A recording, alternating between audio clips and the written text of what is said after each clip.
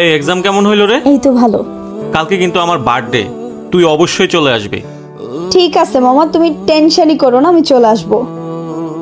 দিন ডাইমারি করে দিল, ওই দেখ কে আইতেছে।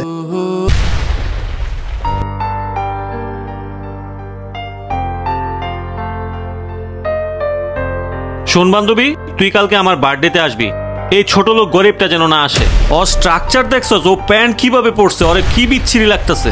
ওখানে অনেক ভিআইপি থাকবে, অনেক ধনী ফ্যামিলির লোকজন থাকবে। ওখানে কিন্তু তুই ছাড়া ও যদি আসে, আমি কিন্তু তোরেই ঢুকতে দিব না।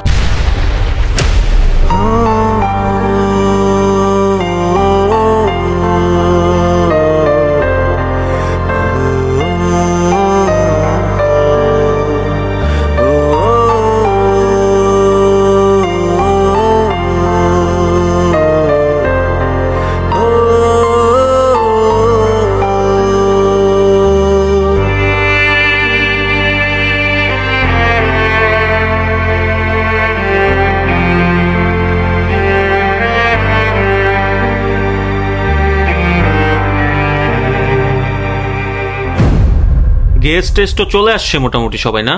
হাই। আরে মহিমা, তুই চলে আসছিস? হাই। আমি একা আসি নাই, আমার সাথে একজন আছে। শোনো,